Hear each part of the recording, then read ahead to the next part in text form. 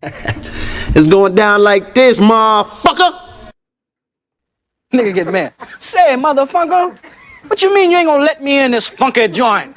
Much money I done spent in here, nigga. I knew your mama when she was hoeing. Hump, baby. Shit, bet I do it over time. Fade that nigga. Shit. Bet the bar, off time. Shit, boy, I'm trying to make me some money.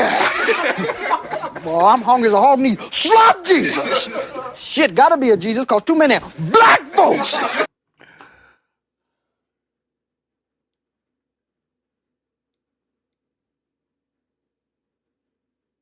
For what he has, he says that the only way that we can solve our problem, for what he has, he says that the only way that we can solve our problem, for what he has, he says that the only way that we can solve our problem is to unite together among ourselves, among our own kind, clean ourselves up, rid ourselves of the evils that we've become addicted to here in this society, and try and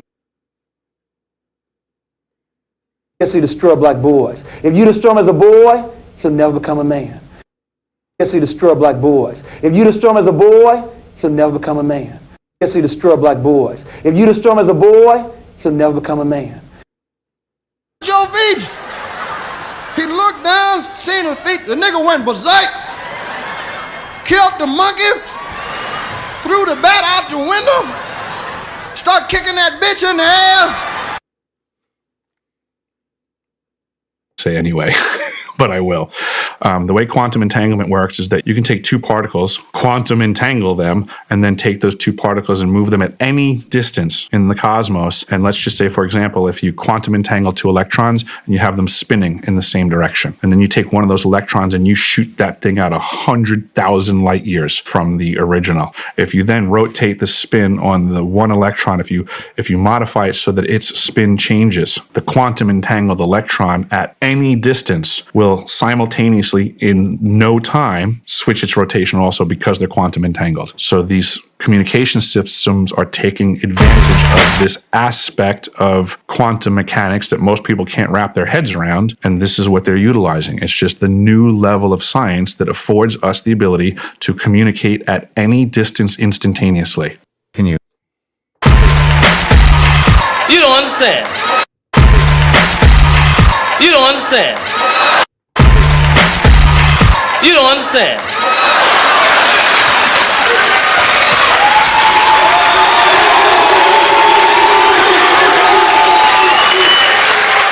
I ain't scared of you motherfuckers.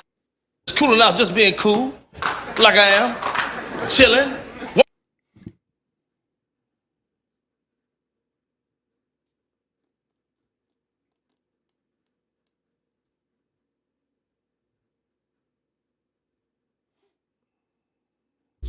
TikTok. TikTok. A lot of the white content creators on TikTok get all of their dances from the black content creators. You're a philosopher? Yes. You're a philosopher? Yes. You're a philosopher? Yes. You're a philosopher? Yes. I think very deeply. In about 4 Too much.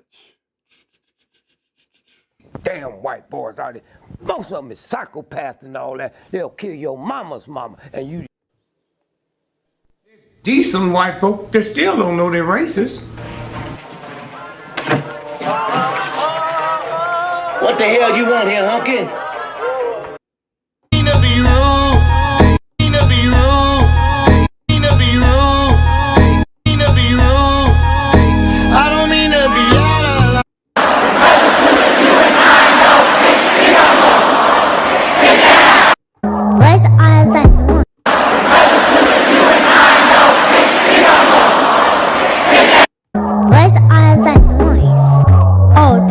Daddy.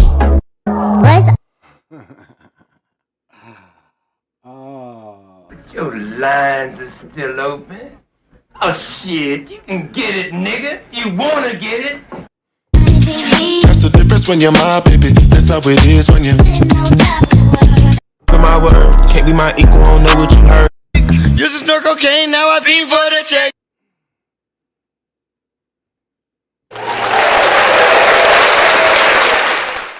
All right, let's get into this afternoon chop. This afternoon information given. It was raining really hard, so I guess it's still kind of raining because I need to shoot out to the outlet. My youngest turns 12 tomorrow, so we're actually having our party on Friday. But I need to go out to the outlet and grab a couple things. But it's raining kind of hard. If you don't know, this is the Big Eagle Hour, and I am your host, Big Pontiac. I take it for granted that people that watch me have watched me before. And we've got Devontae. Thank you for joining me. And you definitely have to have... You got to have vision to watch me. As I start off every day, I brag about my athletic prowess.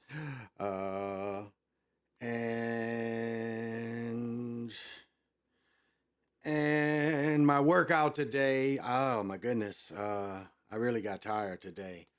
I got playing pickleball. I've got 2,300. This stuff is still all moving around. I burned 2,324 calories. I exercised for 176 minutes with not 8 hours of standing. I don't know how I stood in 8 hours, but equivalent of exercise or standing. Resting energy. Standing minutes, 190 standing minutes, which is steps wise, 7,800 steps, 33.6 miles. Let me see how hard did I get my heart rate up?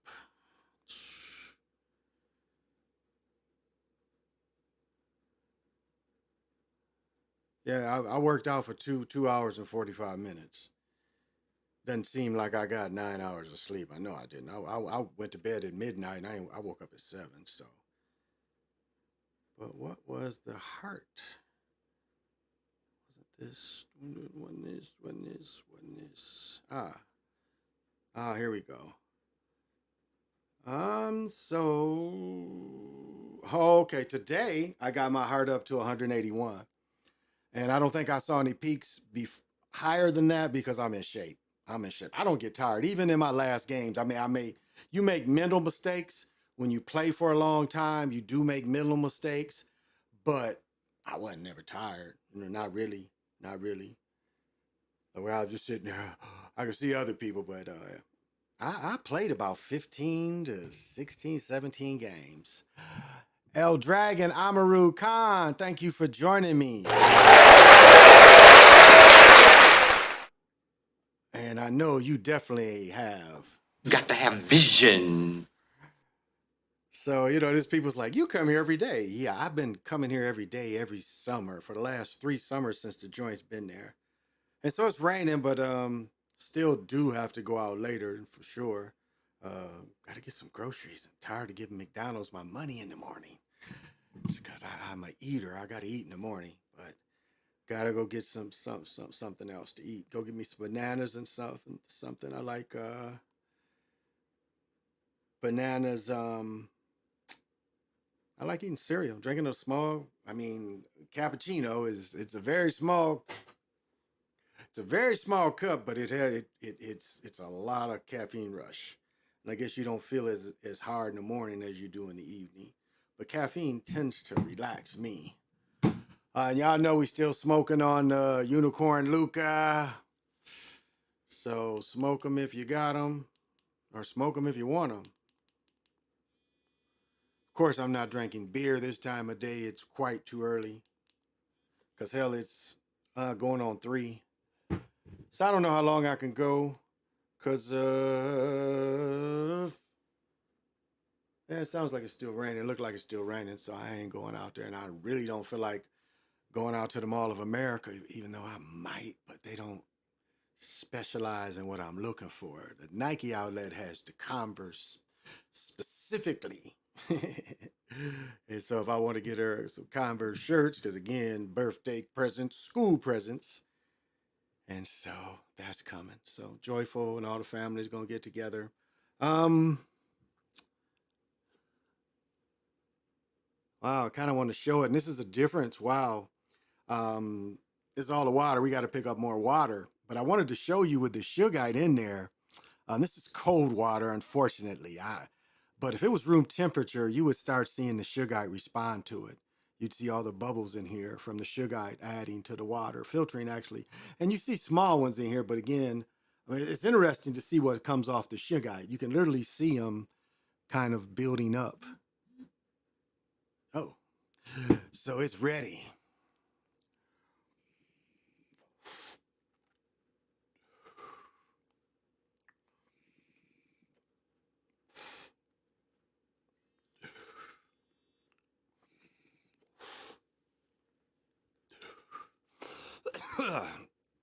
Well, all right then. I hope everybody had a joyful day so far. I know it's early in the day. What on the West Coast, we're up to 4 o'clock Central Time. They're 1 o'clock and 12 o'clock way out west. So wherever you catching me, whenever you catch me, greetings one and all. There's several debauchery stories that sadly I can bring to you today. It seems like it doesn't take much, to set people off these days. And again, we see, someone harmed. And so, no, this story comes in first. Yes, this story comes first. And Anton Lazaro, a former GOP operative. All right. Yeah, this came in first. I might can show a couple. Let me see. Hold on. This is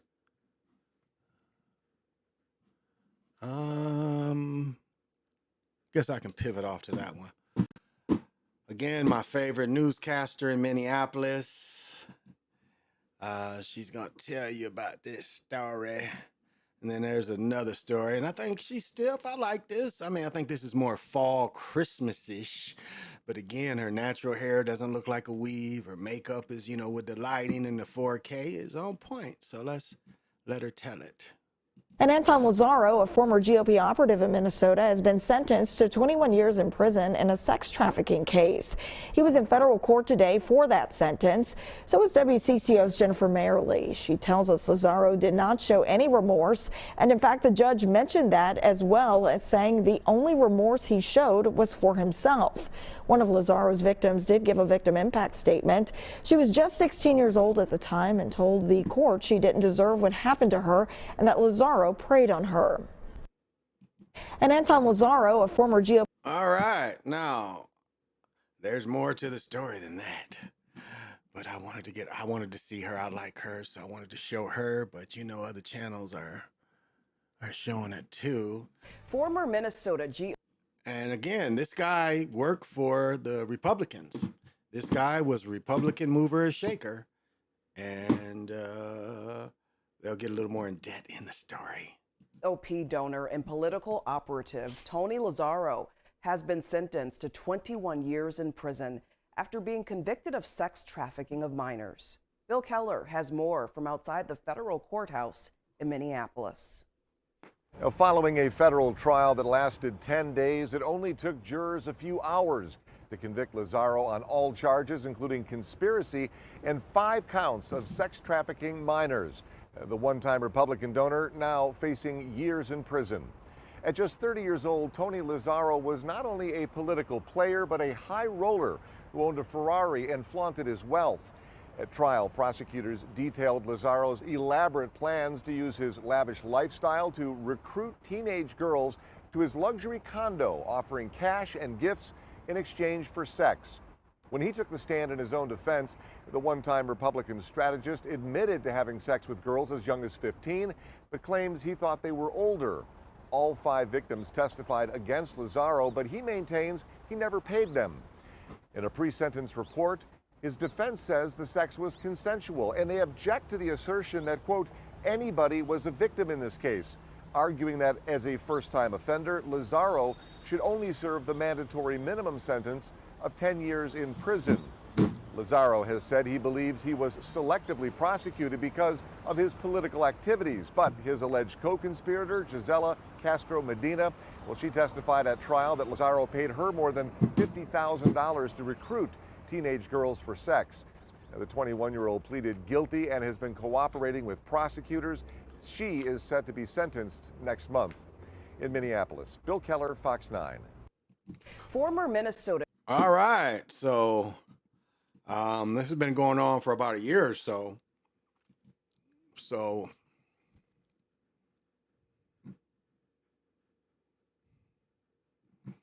Yeah, all right, I do have another story. And Anton Lazaro. Where is it? It was next to this one, so right here. Yeah, it's yeah, here we go again. Minneapolis police are in. Here we go again, guys. Seems like a daily thing sometimes, but I'll let her tell it. Again, I think this is Christmassy, but it's nice. I would rather see a summer outfit on her, but she looks good. So she's stiff. Investigating after a woman was killed in an overnight shooting near Worth Park. Police were called just after midnight to the intersection of Oak Park and Thomas Avenue North. They found the woman with gunshot wounds and she was taken to the hospital. She did not survive. Police say they think she was shot outside of a home near this location. So far, no arrests have been made in that case. Wow. Let's see if anybody else has covered this. New details in the fatal shooting of a 12. Yeah, I don't think anybody else covered this story. Taco Bell manager killed by homeless employee. He let stay. Oh my goodness. Taco Bell manager killed by homeless employee. What? Yeah, this is. Wow. Let's check this out. And fair use, everybody. I mean, this Taco Bell. Let me read this right. I haven't heard of this shit. Taco Bell manager killed by homeless employee he stay with. Wait. Homeless employee he let stay with him. Let's stay with him, okay. Really? You getting killed by people, you letting shack up? Apparently so. This is like a week-old story. A horribly sad story. We talked to Louis Stafford's mom, who just wants people to know what kind of person her son was, and she wants to give everybody watching a warning. A big smile, an even bigger heart. He was so emotional. He loved cats.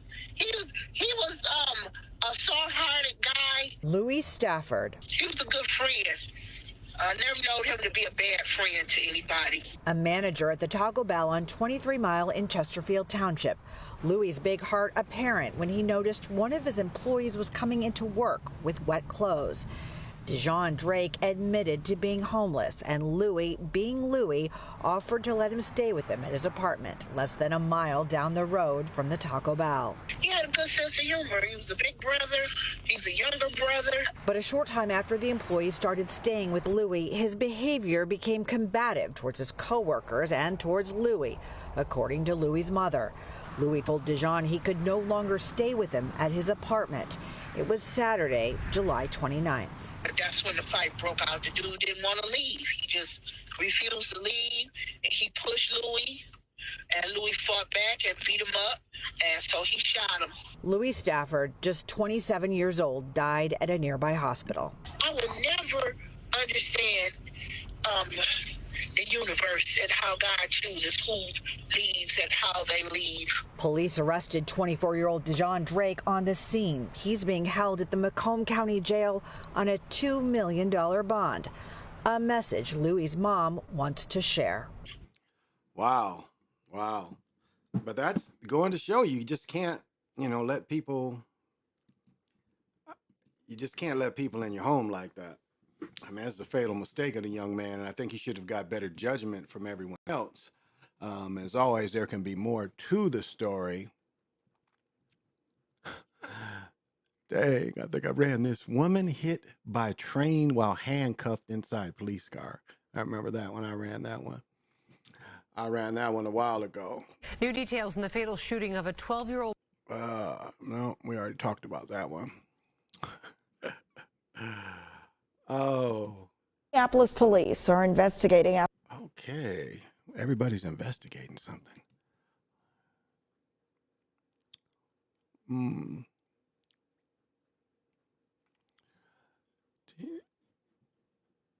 Is this it? No, this is not it. This is not it. So, my honest opinion, brother, need to stop being so nice. Yeah, you got to stop being so nice. You can't be that nice to people. Let them in your sanctuary like that. Wow. Says hockey accident nearly cost North Dakota teenager's legs. Damn. I didn't know hockey was like that.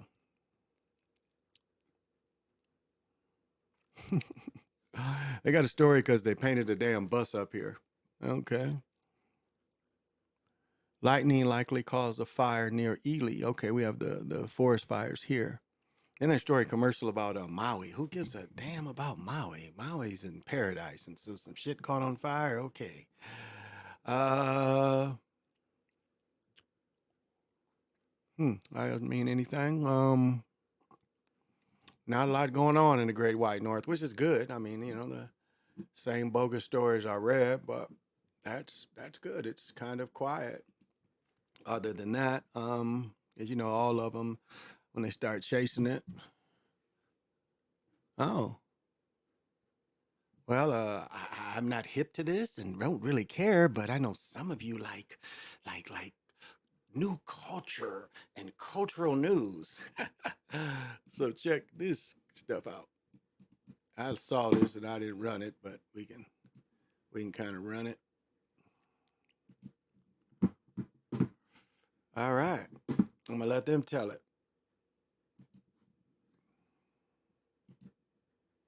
Gospel charts, a Minneapolis pastor is celebrating yet another #1 song. His latest hit is seeing radio success nationwide, making this his 6th single to top the charts. Fox 9's Courtney Godfrey shares his story. Father, I trust you. It was here at this piano in his North Minneapolis home where Javante Patton wrote his latest #1. Always shot to the top of the Billboard gospel charts last week, a ballad he wrote during the uncertainty of the pandemic. I wrote Always because the pandemic was a time where everybody was saying COVID's going to be around forever, or it's going to be just as bad forever, and we're going to go into recessions. I mean, all these different scare tactics. And so I just said, God, I trust you always, provide for me always, and heal me always. And provide he did, as the song has now been streamed over 1 million times. The music video shot at the Houston church where Beyonce got her start. I get comments that say TikTok brought me here, or I hear comments that say when their mom passed away, this is the song they listened to. And that's what kind of music gospel should be, that it touches people in their most serious time. Patton started singing when he was only 4, serenading his Baptist congregation every Sunday morning. And now, with 6 chart toppers, success has only deepened his commitment to Christ and community, becoming a pastor and starting his own non-denominational church. But he is wearing Burberry right there. That is the Burberry jacket. That jacket's about $5,000. So his pastor's doing something good. Have people call me or stop me and say, I listened to a song of yours and it made me give my life back to God. Now asked what could possibly top the success he's had, the answer is simple. You don't top it, you don't follow it up. You just do whatever God has for you next. Well, try that out and see if it works for you. I think there's a little more involved there. You notice it was 6 #1 hits, or you could have looked at the charts as 3 and 3. So let's do this. Let's do this. I think there's a little more involved there. Okay. Bonte, have met Dr. J. No, I have not met Dr. J. I did not get to meet Dr. J. Nope. Never saw any Sixers games. And definitely didn't see Nets play. So no. Lorenzo, what's happening? And I know you definitely got to have vision. The one. What's happening? Aggie Pride. And we definitely got to have vision. I bet he took the jab. Probably. Not much happening. How y'all doing? Thank you for coming in. Man in the church be on some of the most. Yeah, well, you saw he was very soft-spoken brother. So, yeah, very moist. Exactly. I said the same thing as soon as he started talking. So you can see how, there's the fame is coming, but it seems like Wayne Brady. I didn't talk about Wayne Brady. Wayne Brady came out saying that he's pansexual, bisexual, interested or curious or whatever it means. And this is the weird thing is Hulu is giving him, his ex-wife, their daughter, and her new nigga, who she's pregnant by, they're giving them a show.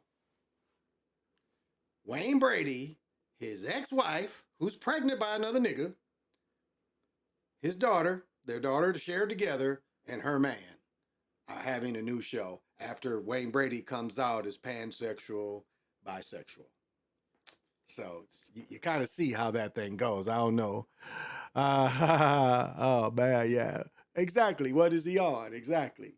But, and it was interesting because I think Sly was talking about comedians and stuff and killing it on TV, and Wayne Brady's kind of been funny. Spontaneous stuff is on par with anybody. He can spontaneously just make people laugh with anybody. But you know what they like. And it's sad because it's like now Wayne Brady got to be, man, he's got to be. Let's see how old this dude is.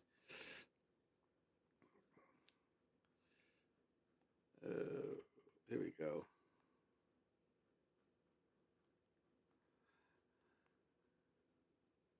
Let's see how old this dude is. So he's 51 years old.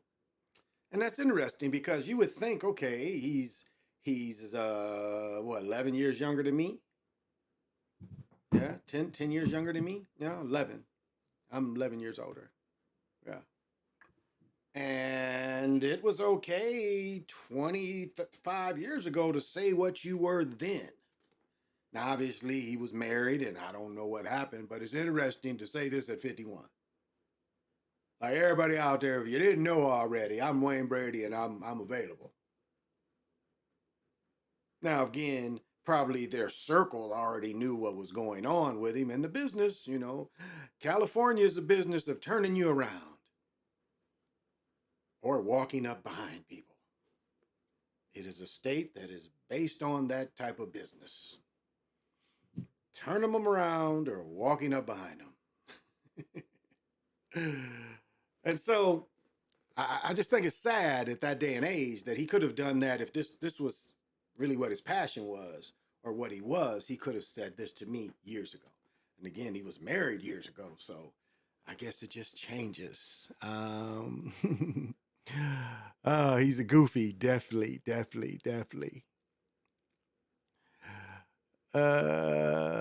Kind of trying to pass judgment, but I'm always saying, yeah, I always thought something was funny with him. Yeah. Yes. Exactly. Sly was right about Wayne. When he did Whose Line Is He Back? Black folks said he did comedy for European folks, but the change when he got on the Chappelle show. For some reason he got on Chappelle because he did want that audience, because I think he used to be a touring comedian as well. And so I think that's what the Chappelle thing was about. But spontaneously funny. I don't know, his skits and stuff. His just jokes was all that funny, but instant jokes, I thought he was funny as anybody. So, yeah. On the Greek stuff. Yes, that's funny. That's funny. And so it's just, to me, like at this age, it seemed like when you was a young person, it would benefit you more if you came out then than to come out now and say, hey, here I am. Seemed like you would have wanted to do it years ago, but I can't speak for anybody. I can only speak for myself. So I'm just watching. And as one of the watchers, it makes, it's interesting. It's interesting. It's just interesting to be so old. It seems like you'd want to announce that when you were quite a bit younger, but yeah. And it's funny, like how, like how they want, how simple they want people to think. It's like Michael Jordan's wealth. Why? It's like, how many European dudes do you constantly see them showing what they have? I mean, I find that interesting, and they even try to get Magic a little bit, but definitely Michael Jordan. Now I read an article, and I think I reported on this, that Michael Jordan had finally sold his place in Chicago for around 9-10 million. And I just read an article that just said it was for sale again. So I'm pretty sure it was sold months ago, like probably May or June. And then I see an article, talking about why nobody wanted to buy it. And I'm like, wait a minute. So it tells you how they can put the negative stuff out there. But it's always, when it comes to melanated people, it's always about flaunting the wealth.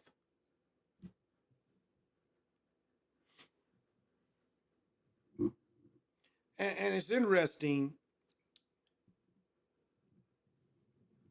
because common people can work for others, and you can have careers. And I've watched it in some ways. Like if I've mentioned before, when I worked for the water department, it was a type of career where you could work there forever. City was going to be there forever, and you could work there forever. I just did not want to live in the South. I didn't want to raise children in the South. But it was definitely a career where I could have done it as long as I wanted to do it. Now, it hasn't been a lot of opportunities that in the past 30 years that I did see like that. Not a whole lot of opportunities. Those opportunities dwindled more and more every year. And what we had a big shift of temporary hiring. I mean, think about what the government did. The government shifted into allowing, and I know they allowed this because I looked at Industrial Park in Battle Creek. We found all the plans. And I've mentioned this before. We found all the plans for this industrial park, who Battle Creek at the time had a lot of old veterans that hated Japanese out there protesting every day against it. They end up winning. But what this was set up to do is it was set up so they wouldn't have to hire so many people. And it says this clear and plain work. It says the aim of us is to save you as much money as possible by you not having to pay majority of people benefits.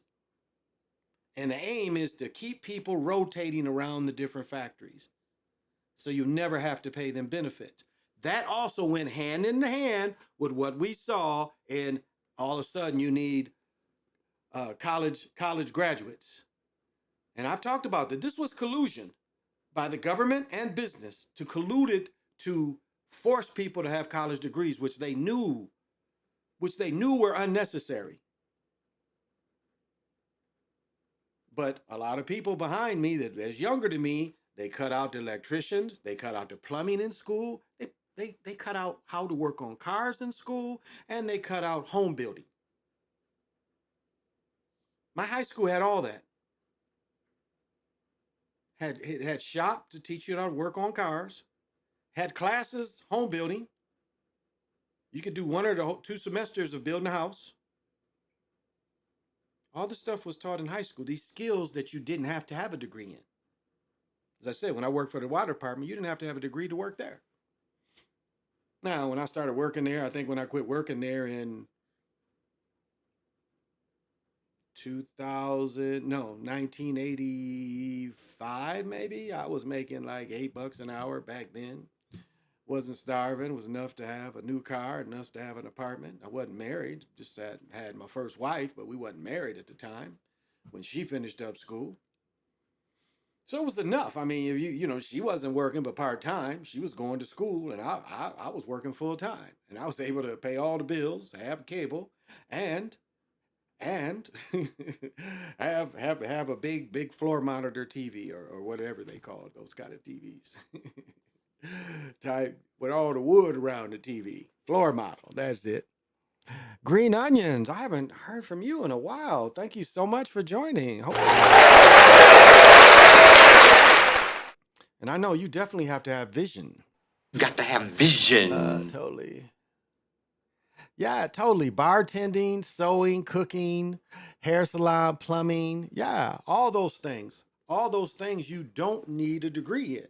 Now, the more you have training, I mean, even to be an electrician, you can just take the classes and get certified. Now, to be accountant, you do have to take college classes to be accountant, but you can just take college classes and be an accountant. You can get your 2-year degree in accounting and you can step into most jobs. Because all you have to do is really look at the systems and look at go into accounting school that has certain systems. That's why Keith Pateki and them could probably speak a little more on that, on the type of accounting systems that you have to understand and you might possibly be exposed to, so you can just step into it. Now let's look at this. Let me shut now. See, this is now the water is cooling down, and you can kind of see the effects. You can kind of see the effects of the shugite. You see that?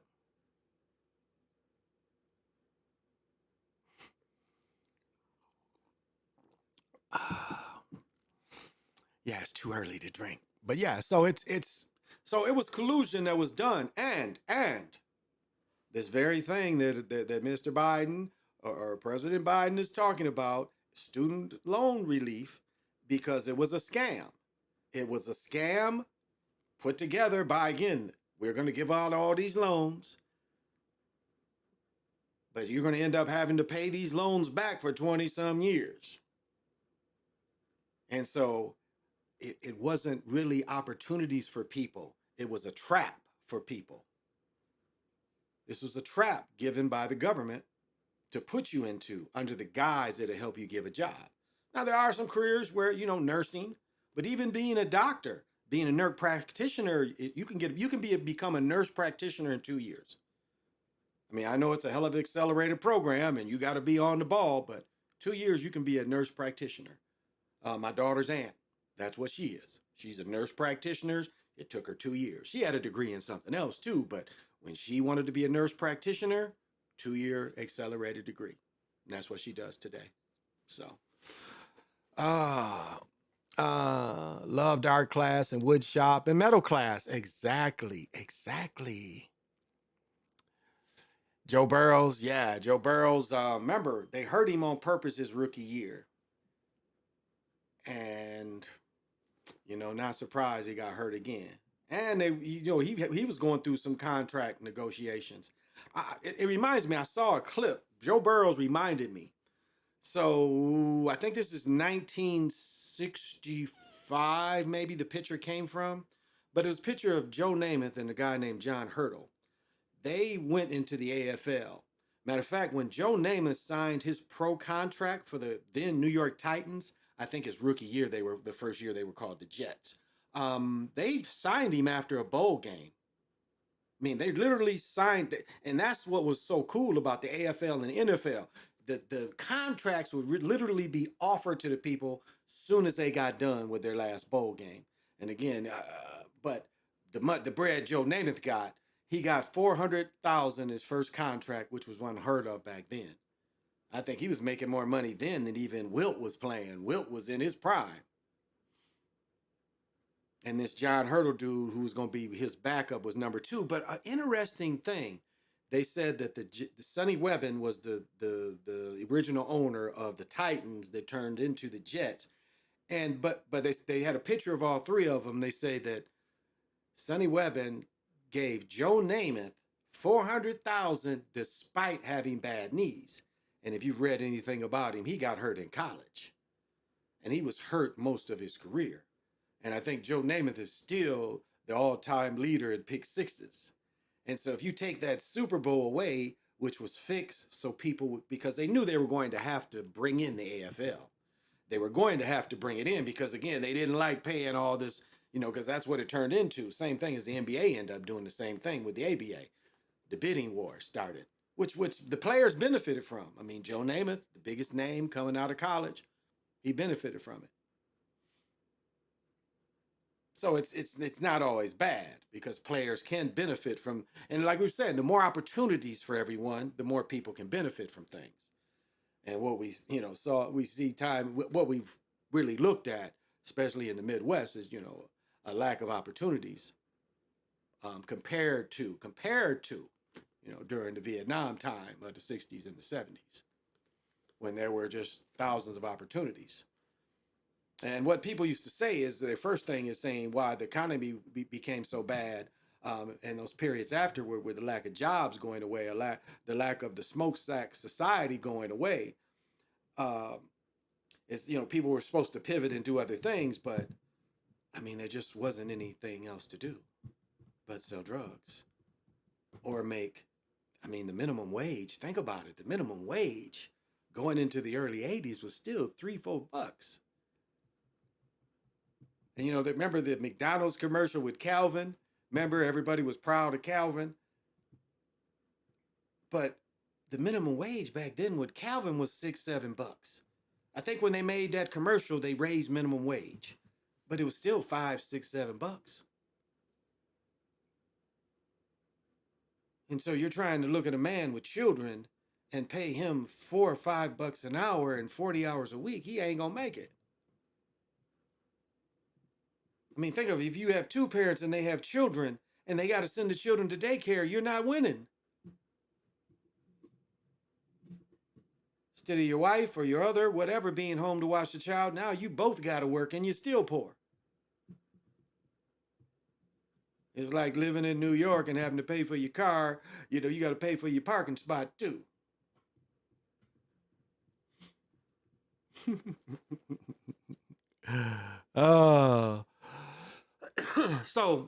I got kind of off, but yeah. So my thing is they got hurt on purpose. Joe Burrow got hurt on purpose in year one. I showed the play. I don't know if it's on this channel. I think it's on this channel because Burrow's been in the league 3 years, and I'm pretty sure if you go back, I show a video where you can see where he got allowed to be and got hurt on purpose by his own people. And your own people would do that. Your own people would do that. So, then they fill your time up with subjects that don't need to pass a certain point unless you want to be an expert in them. That's a good point.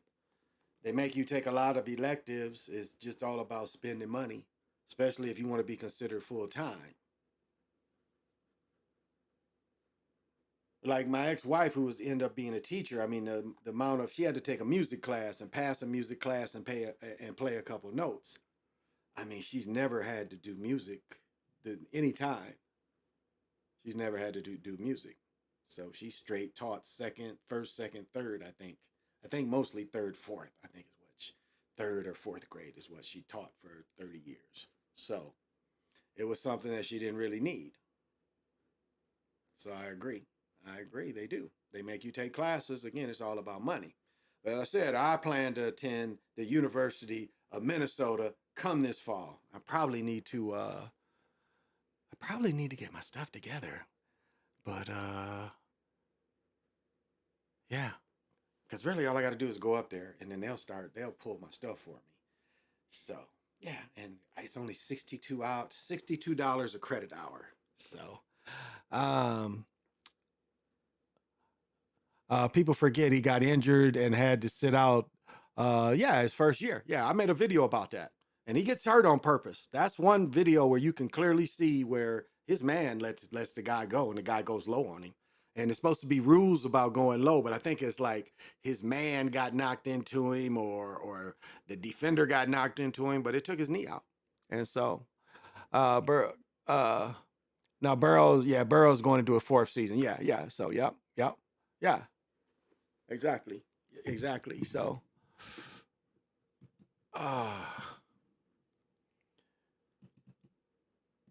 so yeah, it's he's gonna struggle with that kind of thing because once the injury bug comes, you're just gonna especially he's mobile, but he stands up a lot too. Like when he got hurt, that's when he wasn't moving. He was just standing there. So this man rigged the entire NBA. No, he didn't. He did not rig the entire NBA. Dudes are still just tripping off old stuff that, it's okay. We get tired of stuff after a while. Yeah, that doesn't make sense.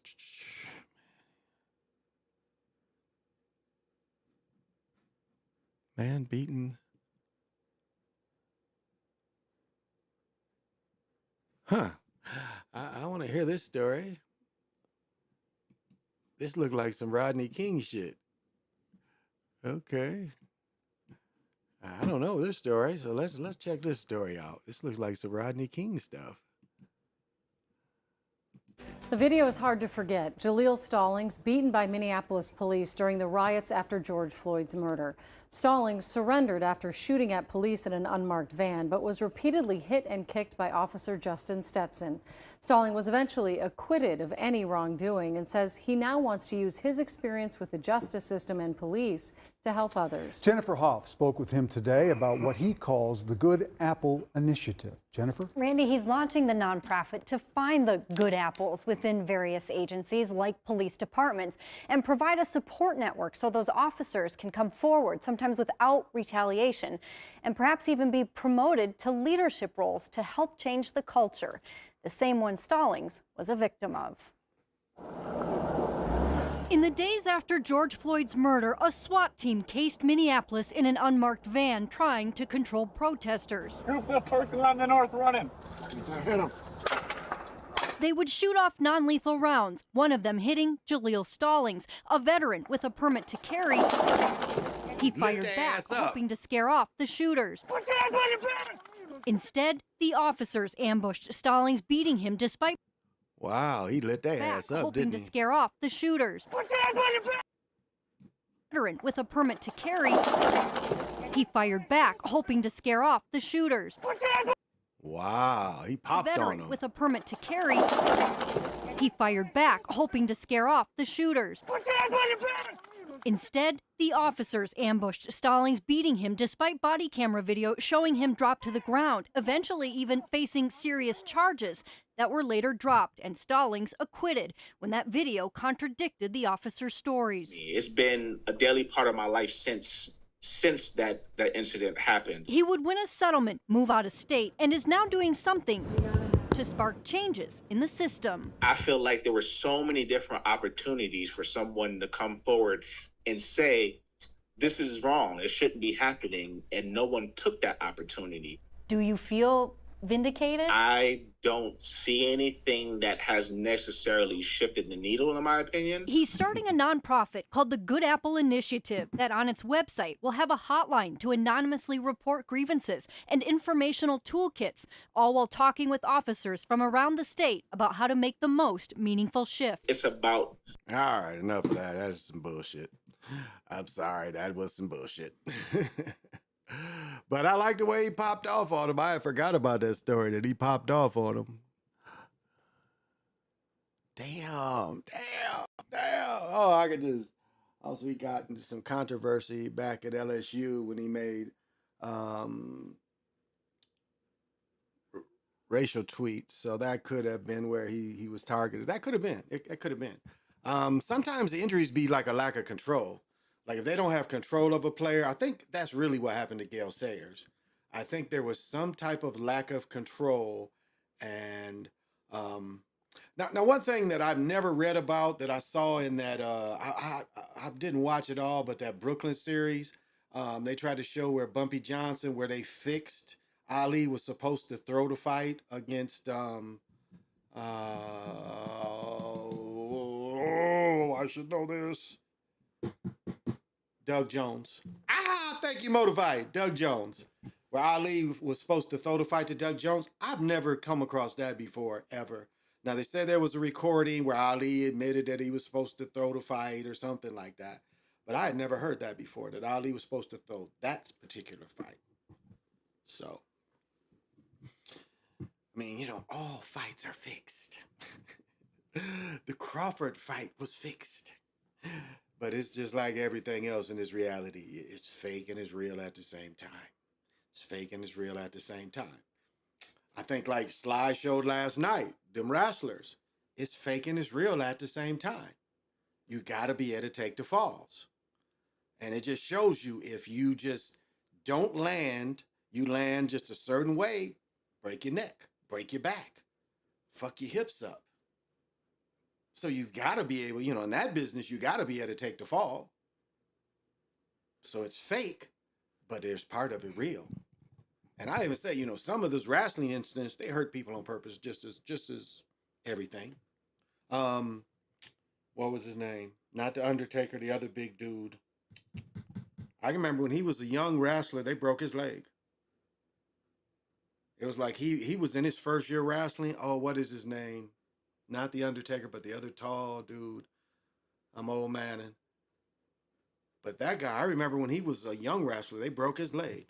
Broke his leg his first season with him. Broke his leg. So I think that was the message sent to him too. But on the other hand, when he washed up, they still let you wrestle. Andre the Giant was obviously suffering physical problems. For him to travel, and then I guess he wouldn't take his medication, that would have helped him. But, physically, that when he fought Hulk Hogan, which at the time was probably the biggest wrestling event ever, but physically, he wasn't in any shape to physically wrestle. He really shouldn't have been in there. And so, it's real and fake at the same time. You got to be able to take the falls. And yeah, they hurt people on purpose. Gail Sayers is the first one that you look at, is how horrifying what they did to him. Because you can't tell me that the guy just went low. If you look at Kermit Alexander, I think is his name. I mean, you can just tell the beast runs him. I mean, I think it's like his children was killed. I mean, I think that's his name, Kermit Alexander. He was a guy from L.A., played with San Francisco, and he played for the Rams. I think his children were killed. Now, is it Kermit Alexander? I think that's his name, Kermit Alexander. But like his children were killed or something like that. And, you just go low on Gail Sayers and you just go at that knee. And he shredded his knee. Gail Sayers passed out. That's how bad his knee was tore up.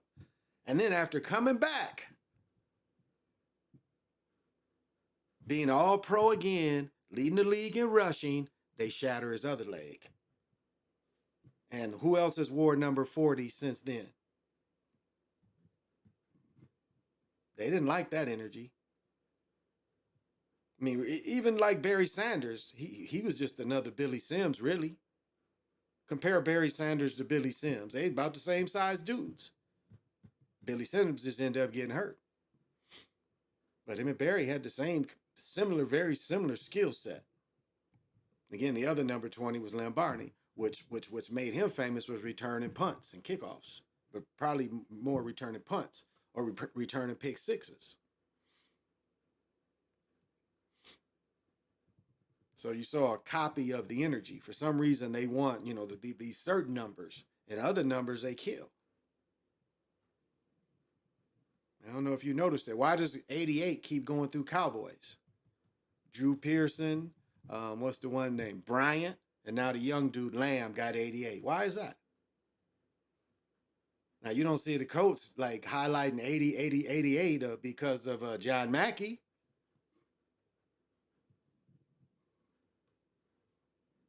Or the Ravens, whichever one he played. Well, I think he played for the Chargers too. But you don't see certain energy. It's like they want that Jim Brown, OJ, Marcus Allen. They want that energy. And think of the 34s. We got Walter Payton that kicked ass, but what 34 really made it through time? You can say briefly Bo Jackson. For you football junkies, Greg Pruitt was another 34. I don't even think Greg Pruitt might have won a national championship, but I don't think Greg Pruitt was a national champion. Heisman Trophy winner is the word I was looking for. I don't think Greg Pruitt was that. I could be wrong, though. I don't quite remember. Yeah, I kind of do remember.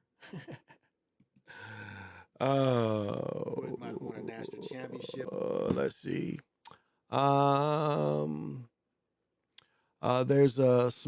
There's a of him with the settlement, get the money, use that money to move out of state. Well, that's yeah. I mean, they were. I mean, I guess you could look at the mindset two kind of ways. You know, the police was terrified because they had never been bought back like they was. Then he fired on them, and then when he recognized they was police, he quit firing on them. But for what the gentleman said is, you know, they fired on me first, so I fired back. You know, they told you he's a veteran. But see, that's the thing and I know at that time everything was heightened, but still they got caught on camera beating them. The city is paid, golly, this city is paid almost, I think, in the last 3-4 years, it's paid upward with I think $60 to $100 million in settlements. And this comes out of taxpayer money in Minneapolis. So you see why the feds have taken them over. Because they are, they train themselves to, right. Yep. Privacy and abide by our community guide. Okay. Yeah. To take dives. Exactly. And so sometimes if someone throws you a different way, you can't land the same way. Because again, if I'm throwing a dude in a suplex, I don't really want him to land on his head. I want him to really land on his back. But you see, you arch a certain way, you'll land him on their head. Or if you don't tuck your head right, I mean, it's a lot of ways that a person actually could fall out. And the only real I know people remember Hamlin falling out, but I watched the game where Chuck Hughes, who for all practical purpose was taking Adderall. Basically, he was trying to play football on crystal meth. Really, you know, he had injuries and he was trying to come back. And the story is he took too much crystal meth, and when he went out there, he had a heart attack from taking the crystal meth. Or speed or black beauties, whatever you want to call it. It's basically the same stuff. But I watched that as a 5th grader. And I can't say that changed me or had changed my idea of the game, because Dick Butkus tackled him, and they always used to say Butkus was the one that hurt him. But the story is that's what the story, that he had take speed. But you wouldn't think that the NFL doesn't want to take any responsibility if a player gets hurt. So I think it stopped raining. Looking at starting to get sunny again. That's the thing about up here. I was talking to Crazy Sarge last night, and he said Denver's getting a lot of rain. Like I've been on, how long have I been on? 58 minutes? It's not raining really steady anymore. We had about 30 minutes pour and it stopped. And that ain't getting the grass wet. It ain't soaking in. You ain't really making mud. So it's interesting, the dryness. We're getting so much dryness where the trees, we had this a few years ago where the trees start shedding leaves early, stop feeding, which is, the trees want to feed long as they can. They only drop the leaves when they're done feeding, as it gets a little colder, but I mean, they can bridge for the cold, but it's like long as they can feed, they keep them leaves flowing. So it's interesting when, it's not enough water for them to keep feeding. It's like survive or drop these leaves. So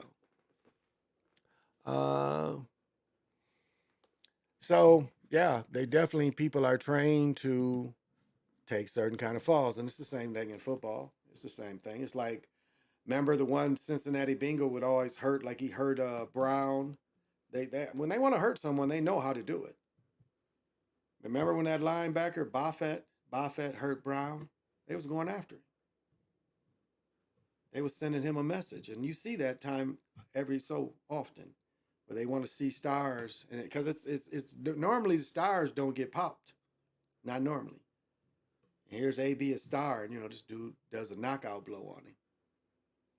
So makes you wonder, because that's again the hit's real. He got knocked out, even though the game is fixed and fake, but that play was real.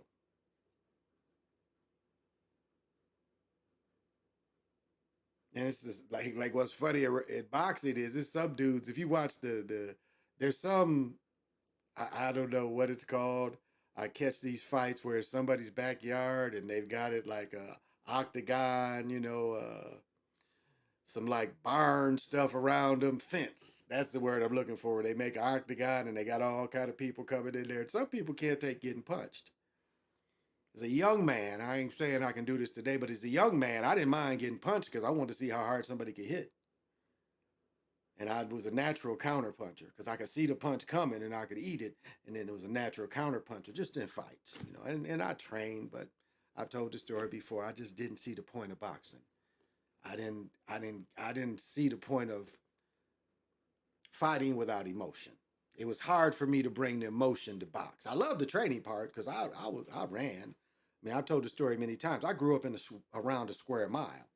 And so my jogs was 4 miles. Every time I leave the house, matter of fact, it was over because I had to run to the streets that was a mile. And I would literally run to my aunt's house because she lived near the outlet street, and then run down that street, run down that, which is that is Nichols, West Main, Drake Hill, Eden Prairie Road, back to Nichols. So all of them is each a mile because it's outside of my high school, so they would always teach that. And so that's how I used to run. I would run when I was younger. I would run a square mile, like especially for football. In the summer times, I'd be on my own. My aunt see me run by. If they was outside, they wave at me. If not, people was always yelling at me and stuff because they knew what I was doing. Knew I was, staying in shape. So it was nothing to see me. And it wasn't surprised to see me out there running. I remember that video you showed on how they put a hit on Drew Bledsoe for Tom Brady to come in. Oh, Drew Brees. Yeah, Drew Bledsoe. Yeah, that's clear. That's another instance. Yep, Drew Bledsoe, you can clearly see where his shot wasn't a normal shot. That shot was there to take him out so Tom Brady could play. And that guy was a pretty decent quarterback. Remember, he had taken that team to the Super Bowl and got beat with Parcells. He had lost with Parcells in the Super Bowl, but he had a pretty decent team. And let's remember, I think against Cleveland in the playoffs, Brady got knocked out for a series or two, and Bledsoe actually threw a couple key completions, if y'all remember that, during that first Super Bowl run that they got. Tom Brady got hurt for a couple series, and Bledsoe came and got a crucial first down. I don't know if y'all remember that. He didn't play a whole lot after that, but in that series, I think it was against Cleveland, he threw a crucial first down. So I think it made him feel part of the year. But yeah, it's clearly he got hit on purpose. They wanted him to put him out so Tom Brady could play. And that's how they work. Instead of them, because the story sounds more incredible. Tom Brady comes in, an unexpected injury. He didn't expect to play. But how often does a player really try to take out the number one quarterback? I mean, like to hit Michael Vick that really ended his career. He never really was the same quarterback after he started for the Eagles and he took that hit around the goal line. Instead of just falling, they went after him and knocked him out, and it really was never the same, if y'all remember that. And Michael Vick never had it. Well, after going to jail, he never really, he did have it. Before he got knocked out, he kind of had it. He kind of had it again. And then he got knocked out, and they played Foles, and Mike Vick never really had it again. Whatever sharpness he had lost. So, And the legacy of the TP12 begins. That's right. Yep. They aimed directly for, yeah, they aimed directly at him. Yeah, yeah. It's a clear hit where you can see the hit was meant to hurt him. The hit was meant to hurt him. All hits ain't meant to hurt people, but that hit was meant to hurt him. And we can't like remember what football allowed forever. They allowed where, you know, two people could engage you, or one person would engage you high and the other person would come down and tear your knee up. That's why when you look at people like Deacon Jones and Merlin Olsen, that they survived and played together all those years, they didn't get caught up in them games. Because people knew, you know, you get engaged and then boom, here he comes. But that was allowed forever. And so it's no telling how many people got hurt on purpose like that. Because still, it's a union, you know, the NFL union's been there for a long time, and yet you want to hurt your union brother. What sense does that make? You're all entertainers. I mean, that's what they are. They're really entertainers, not really sports figures. They're entertainers that play sports, but they're entertainers first.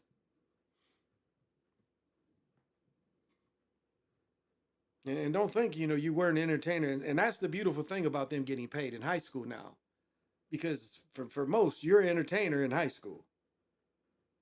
I mean, think about a high school play. Think about a high school play.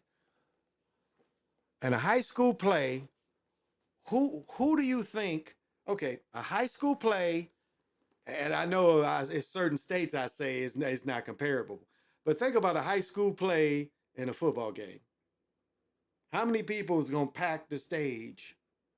And in football games, most high school have what, 10, 11 games now, something like that, at least 8, 9. I think most 10. Or that play. And then plays ain't like football every week. So some of us become entertainers very young. I mean, if you don't think when you played in grade school and you played in junior high and you played in high school, you don't think that was entertaining? What do you think it was? Competition, but it was also entertaining. That's why they have school plays. So you know, they start training actors and actresses. They may not be as popular, they start training. It's funny. This is funny. This right here, this part is funny is in how it's like I was sitting with the band people and the band was performing because normally the band didn't perform at halftime or something, but this is one of the halftimes where the band actually performed. And forgive me why this one night was special. But it was interesting, like I'm only pausing because I'm trying to think, you know, it was just funny because, you know, you have the players, but like this is my point. So the players get the whole time of entertaining. The band only gets that halftime. Sometimes the band gets to play, you know, before the game, and then they play the national anthem. But just performing, they've got, what, 10 minutes? And I sat with some parents, and it was like, it blew my mind on how proud they were that their children got to perform this 10 minutes. Because from my perspective, I played. Now, I know the college band is a much bigger deal. You know, you go to college, the band is a great big deal. But in high school, it's not quite as big a deal. But it was just understanding still that your child got to be an entertainer. Your child performed. And your child performed amongst the, you know, the local community. And it's funny when you're a performer all your life and you see this and how proud, because at first I'm listening, I'm thinking, listen to these simps, you know, my children have played these games and play, but you know, I had to even curb my own thinking like, okay, I appreciate that. Because even though my child is playing this whole football game, they're just as proud of the 10 minutes as my son getting the whole game. The pride is the same. Now, the football is a little more exposure, but the pride of your children is the same. And that's not a bad thing. I'm talking shit, but it's not really a bad thing. Matter of fact, now that we are reliving this, could Michigan beating Washington State in the Rose Bowl in '97 for Michigan to win their last national championship be a preview of Brady and Bledsoe? That's a good point. That's a real good point. Remember, when they won their last national championship, they did not win it outright. They was co-champions. Remember that? They was co-champions because they fired that coach. It was funny. I was looking at I looked this guy up. Not really looked him up, but it was a player from 1952 that went to Michigan State. He was the first brother to play quarterback at Michigan State, and I think I talked about him. He ended up playing Canadian football. But what I didn't know is he led Michigan State to a NCAA championship in 1952. You don't hardly hear about that. Let me see if I can find anything on that. 1952. Let's see. Here we go. Yeah, here we go. I wanted to see if they're going to show this brother. Let's see.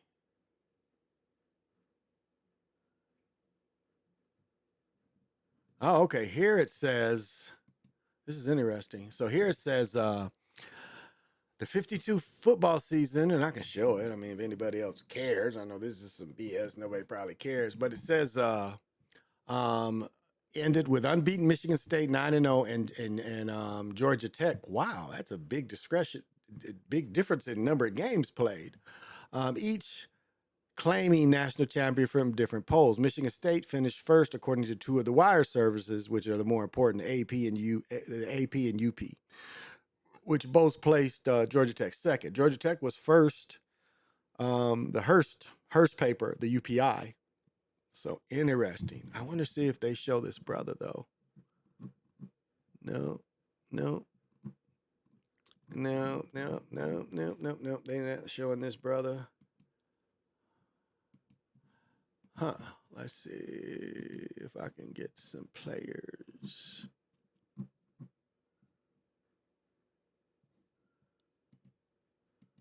They're only showing these European players. Wow, this is crazy. They're not showing the brother.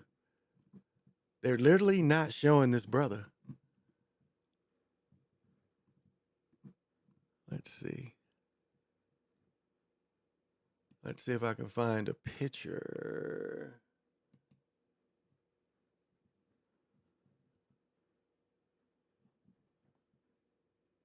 Huh. I don't know. Let's see. Ooh, they don't tell me. Let's see. Oh, this is Michigan State right here. And it would be this guy. Okay, here we go. This is not giving me a great picture, but this is Michigan State. I'm pretty sure. Yeah, this is Michigan State. And this guy right here, I wish I could remember his name. And I know nobody cares about, but this brother right here led the team to, undefeated season. This player right here, number 27. Can't remember his name. And I know that, I'm just a history lover. But yeah, let's see. They're trying to sell tickets to Michigan, Ohio State. I think Michigan gets them again. I think Michigan's going to get them again. Wow, yeah, they don't. Huh. I read a whole article about that brother, and I don't see him in any of this. Let's see. Image of the champions of 52.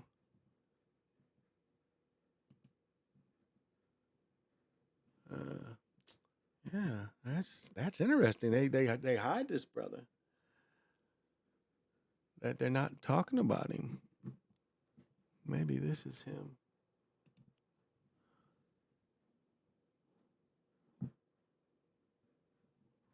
Huh. Football player. No, that ain't him. Yeah, I can't find this article about him.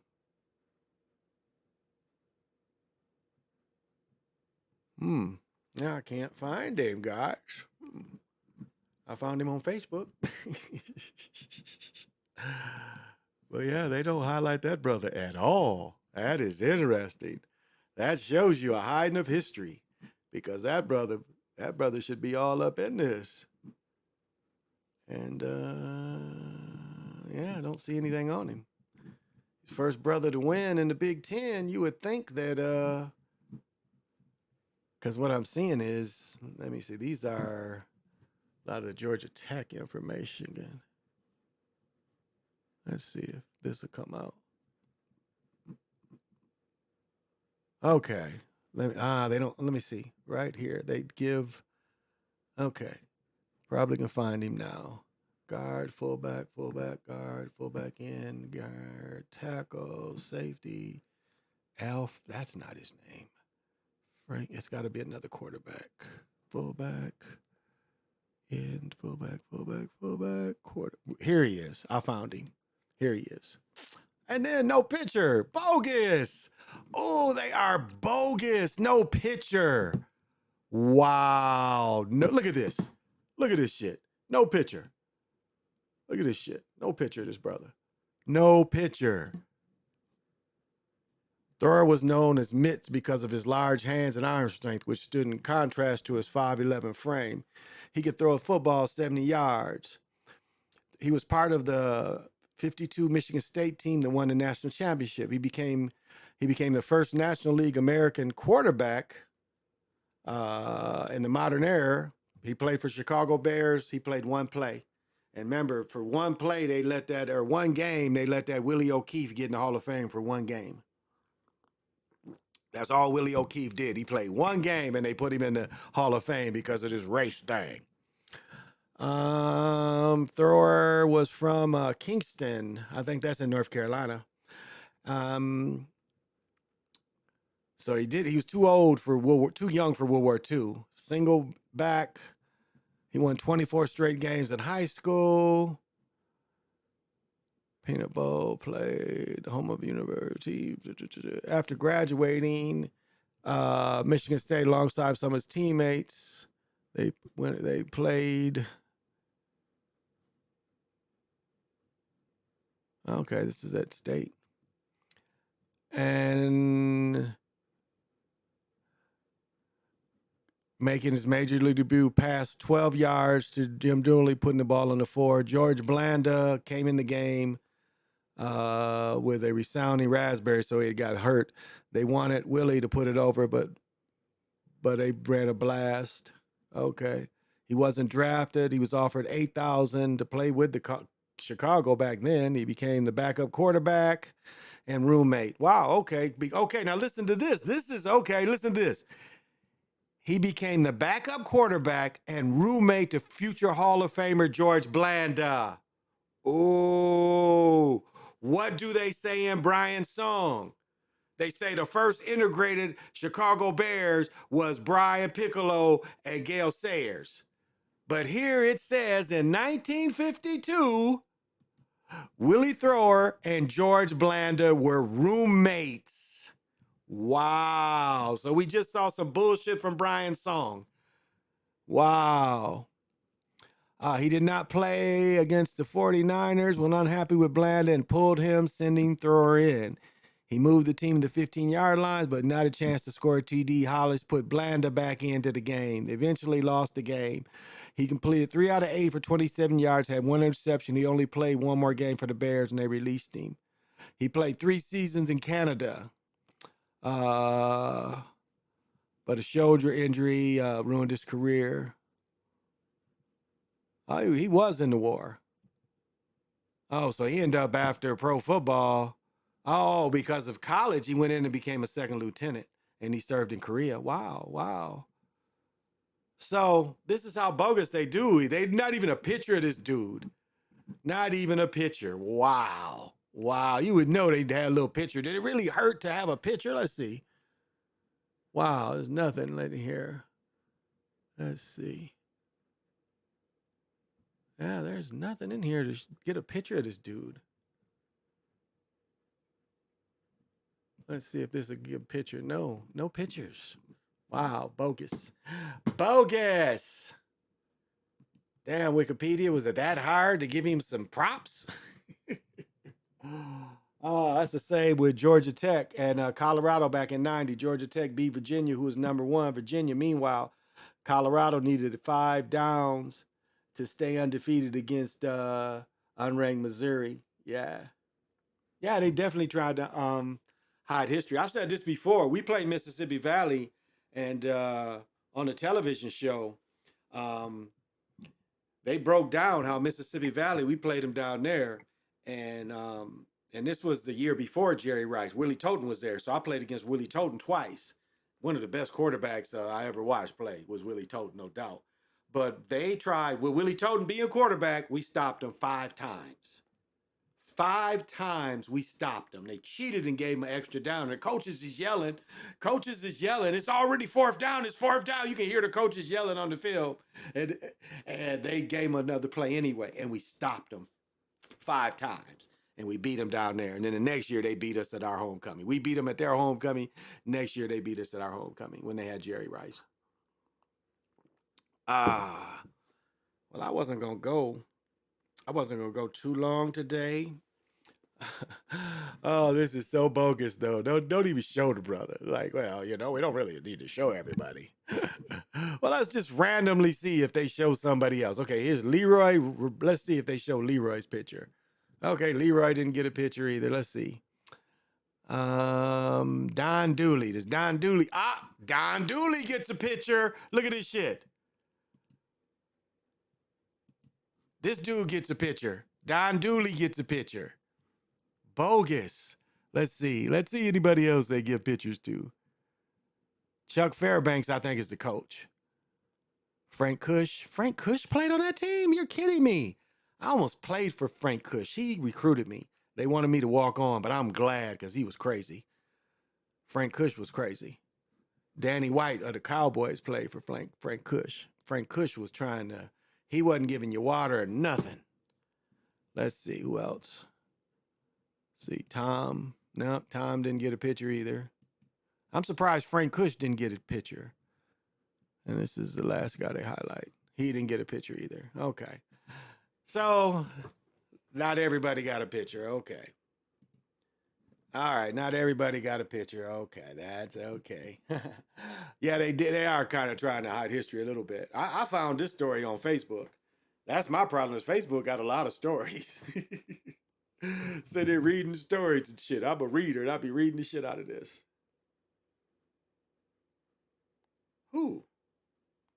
Who's doing? Oh, yeah. I forgot about this. This reminds me of a story I told. We have the powwow is coming up. Like where I play pickleball every day is on the reservation. I go by the casino every day. Every day. If I want to go get something to eat, I could go in the casino and get something to eat. They got a restaurant up in there. Matter of fact, they got a couple. And so, because me going there, I go there every day, but they're having a powwow next week. And at the Mall of America, they always hold a kind of small powwow in the atrium of the Mall of America. So if you come in like on the east, if you come in like on the east end by where the old Sears is at the Mall of America,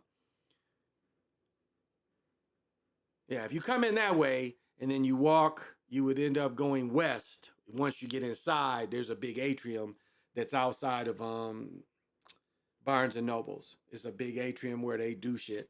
But I want to tell this story. I've told this story before, but this happened a couple years ago. So I go in there and I think I had like my dry vape or something, and so I'm hitting that motherfucker. And then I go up in there. So I'm feeling pretty good. I'm in the mall. And then I'm on the 2nd floor. So I'm looking down and I see the powwow and all the dancers. So as I'm looking at the dancers, I catch this little girl. And this little girl is like, where the dancers walk in, this little girl is doing every dance. And I hate I didn't film her because she was killing it. It was like, it amazed me because I would look at the dancers and I'd look back at her and she was like falling. So whatever age she is, I'm sure she's fully involved. But this little girl was killing it because she was like in the walkway and she was just doing all the dances that the people were doing that was, inside performing. So I just kind of laughed, and then I had to go downstairs, and I kind of passed her, and she was still dancing. I was like, yeah, it won't be long before they're going to let you do this. It was like she had been to all the practices and stuff. And so I might go out there and watch that and film that too. And then we had a powwow start Friday night, next Friday night. So it's next Thursday. It's not tomorrow, it's next week. Pretty sure it's next week. But she sent this to me. Yeah, next Thursday because, so that'd be the 17th. And then the powwow's 18th, 19th, and 20th, I think. And it's kind of cool. You see a lot of dark people, I don't know if they look golden like I look, I'm kind of gold looking person. I am the golden one. If you didn't know, you can see this gold. Just gold skin, They'd have to put paint on me to make me Goldfinger. I'm already gold. But anyway, that's another story. But it's a lot of people that you normally don't see that you think was Indians that'd be there too. So that's kind of good. That's kind of good. Twins has been on a winning streak. Who watched last night? Watched the baseball game? Who was it? Damn, I went outside and I was watching on the phone and they gave up a grand slam. Baltimore lost to the Astros. Dude gave up. Their closer, they had a 5-1. They end up 5-3. Dude loads the bases. Dude hits a home run. I think they end up losing 6-5. And Baltimore had been on a hot streak. And they bring in their closer, and their closer gives up a grand slam. So that was some BS last night. I think that was last night. That was some BS. I don't know if y'all checked that out. Frank Kush sounds like Bear Bryant when he was worse. Yeah, worse. Frank Kush was worse. Yeah, it's just like that, though. I'll say it, but worse. It was like known how harsh he was. I think he tried to go up in the NFL. He ain't last long. But yeah, I got a bunch of letters. And that's one thing I lost. I wish I'd have kept all the letters. Because I got a letter from Daddy Gruden. The Gruden's daddy, when he was at Notre Dame, sent me a letter.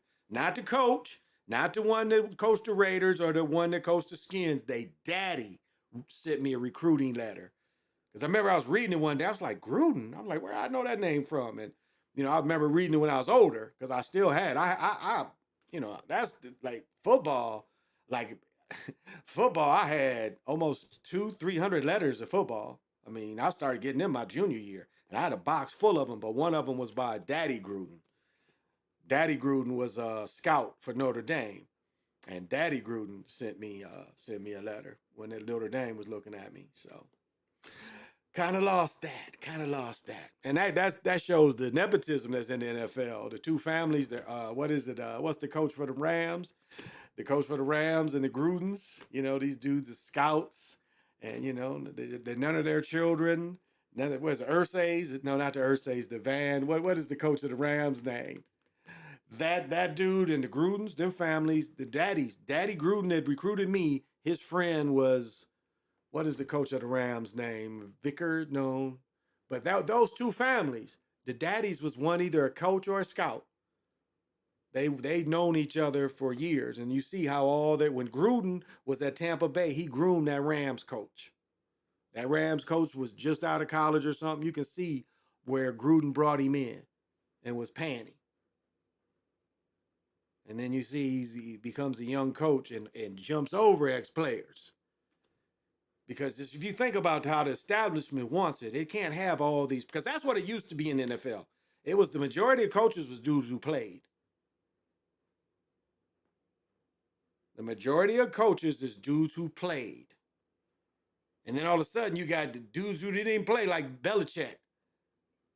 Dude ain't never played, but yet he gets to move up. His daddy had something to do with the old NFL. That's how he got put in. But that was really unheard of. Look back in history. Tom Landry, successful Super Bowl coach of the Lions, played with the Giants. What's his name? The coach with the Steelers all them years. Nolan. I think was his name, Nolan, the first 4 Super Bowl winner. Terry Bradshaw's coach. He played in Cleveland. Shula played in Cleveland. George Halas played back with no face mask and very little shoulder pads. But you see, the establishment couldn't have that because with all the brothers coming in the league, you see how now the opportunity still. That is why you see these non-coaches, non-players coaching. Because it was going to get a little too dark up in there. So they had to give opportunities to other people. Like the Miami Heat's coach, that cat. Where he come from? But again, groomed by Riley. Pat Riley groomed him. That dude was a video editor. And he groomed him because he wanted him to be that guy. And now he's had one of the longest tenures. Non-player. People forget Bill Russell coached. Bill Russell's the first brother to coach in the NBA. So that's what it used to be. Now it's not like that, especially football. None of the Grudens played football. They might have played, I think John might have played college, but none of them played pro football.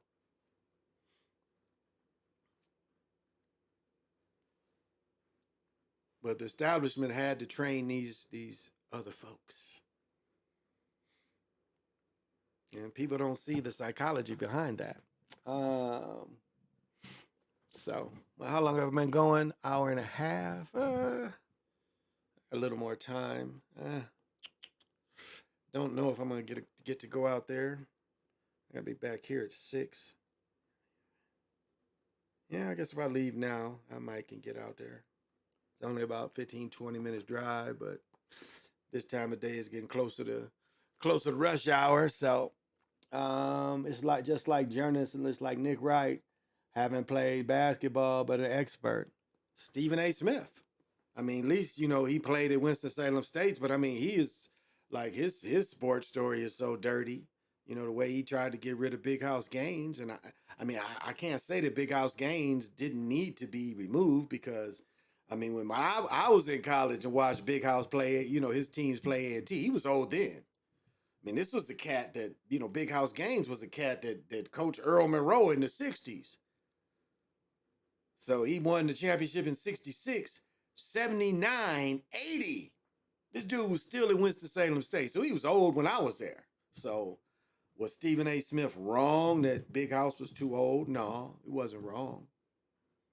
But it's just the way they went about it. Just the way they went about it. And it doesn't appear like, anybody was groomed, like he was grooming anybody or any of the players wanted the job. I mean, Earl Monroe never came back and coached. So, and Stephen A. Smith is, I don't think anybody even have to, he has to play a character where he's at. He can't be himself. Now, he's out in the streets and everything, he can be himself.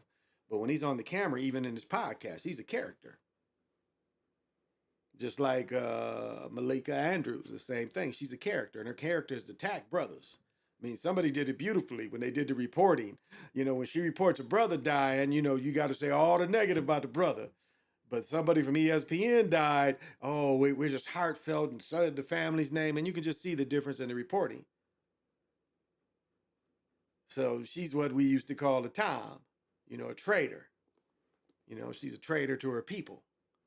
She despises, she hates herself, so she really hates you people. Because she hates herself. And so for the character, she doesn't mind attacking what she's asked to attack, the same as Smith. Now, look at Undisputed. They're going to put freaking Lil Wayne. And then who did recently they say is going to be on Undisputed too? I saw the other dude. Oh, Richard Sherman. So that's how desperate they were. Richard Sherman used to give words to Skip. He told Skip on camera he'd beat his ass. Y'all remember that? Richard Sherman pretty much told Skip that he'd get with him. And now, because Lil Wayne is only going to be there an hour or so every day. He's not going to be, he's not going to be a permanent host. But that's their idea to replace because again, look at Skip. Skip Bayless is what is Skip Bayless? He's been a lifetime hater of sports, pretending to be a sports reporter. He's been a lifetime hater of sports because he never could really play the game. This dude didn't even get to play in high school. And I'm not going to talk about anybody's game in high school. You know, whatever your level was, that was your level. You was on the team, you was on the team. But how well can you really speak about the game? Because they try to speak as though they emotionally and mentally know the challenge. And that's the difference between a person that's never played and a person that's playing. You know, a person that's played is coaching. He understands the mental. Because it's hard for a person that's never been through that to be objective to what the mental is like under the strain. How is this person gonna under the strain? That's why a lot of scouts are still cats that played. Because they try to look at a cat and say, okay, can this dude stand the pressure when we bring him to this system? He gets elevated. Can he take the pressure? You got to have football people to find that kind of stuff. To those kind of evaluations. Now, there are scouts, again, that just love the game. It appears like, you know, Belichick's daddy, again, was involved in football. And they don't want the players to dominate coaching on any level. Hockey seems to be the exception. Hockey seems to be the exception. And baseball. They seem to want their ex-players to be their coaches. But not football. Not football. And you know, you have to look at the system as again, why aren't the players being more elevated? And the NBA always doesn't elevate people. And they jump over people. I mean, Steve Nash hiring. Look at what they did to Bob McAdoo. Look at what they did to Patrick Ewing. Ewing had to go to Georgetown when Georgetown don't really fund the program like they used to.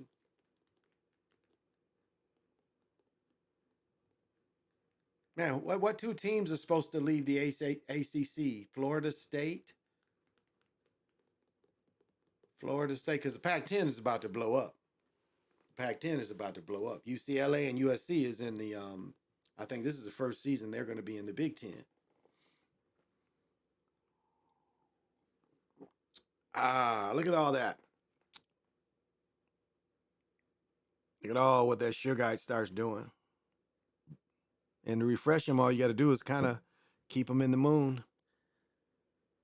I'm trying to think, do I want to do this? You know what? Well, I'm going to be down there tomorrow. So I'm kind of figuring out if I'm going to have time to go to the outlet or not. Probably. I got an appointment at 6:30, so I don't know. Whoops. Maybe not. But I'll go before Friday for sure. I'll go to Friday for sure. Because we're having a party for my daughter. Richard Sherman, yeah, he and Wayne is part-time. Exactly. Yeah. Sherman's gonna be part-time. So people don't like Skip. That's the problem. People don't like him. Because they see that he's fake. That he's, if you really break down what made Skip famous was he was the first LeBron hater. I mean, if anybody breaks down Skip Bayless's career, he was the first LeBron hater, and that started on Cold Pizza. Those of you that watch ESPN since, because him and Woody out in Denver, they was on Cold Pizza. And he was the biggest LeBron hater. And he hated LeBron up until Miami finally won the 2 championships. That's when he had to change. Because up to that point, he was just hater. That's what got him popular. He was the only one that hated on LeBron. That really consistently hated on him every day. And so that's how he got popular. So, like what he said when the brother got popped, it was just, he wanted that. He wanted that smoke. He knew that he could say something that would piss people off. And I still think what him and Shannon Sharp went through, with him saying that Brady was better than him, I still think that was all theater. I don't think that was really genuine.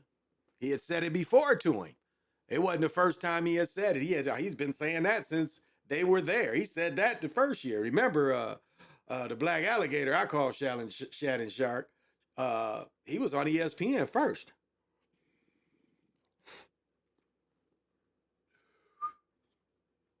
He was on ESPN first. Then he went over to Fox.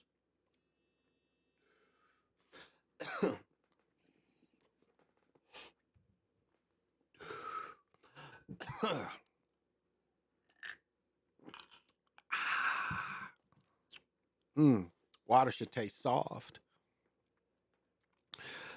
So, again, people get to talk about, and it's funny, it's not enough it's not enough props given to brothers. Most of the time it tries to paint the light on them. Like they had the rookie guy here, probably got his bonus, bought him a sports car. He gets caught driving 140. Well, that's reckless. That's very reckless. Again, remember, a year ago, we saw a brother from the Raiders go from Alabama to killing someone in a vet that supposedly was going 140, 160. And people, if you've never been in a car going 140 and you don't really recognize how fast you're coming up on things, yeah, it gets a little bit into that Einstein shit, because shit is past you are going so fast. And you better hope that nothing comes in your way when you're going that fast, because you are really killing miles. Like if you ever driven a long way and you go 100 the whole time, I mean, you are really, really catching up time. Those of you that travel, if you can go 100, like the dudes who the guys who drove from San Diego to New York, they were able to do it in 24 hours.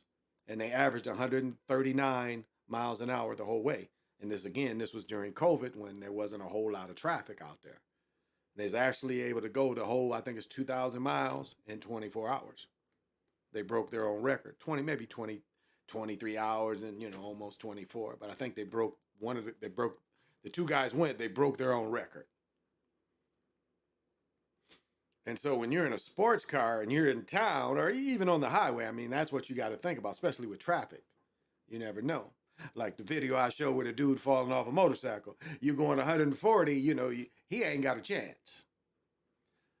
But people are built a little different. Remember, I showed the video of the young man. He was an old man. He got ran over by a Dodge Ram truck. And he didn't die.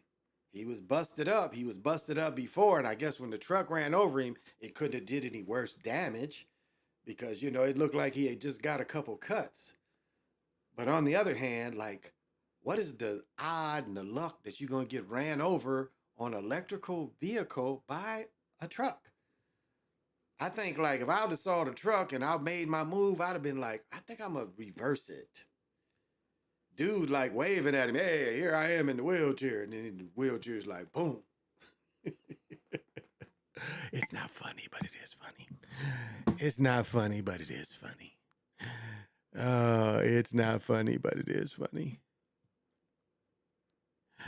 It is kind of funny. That's interesting. Oh, it's funny, but it isn't funny.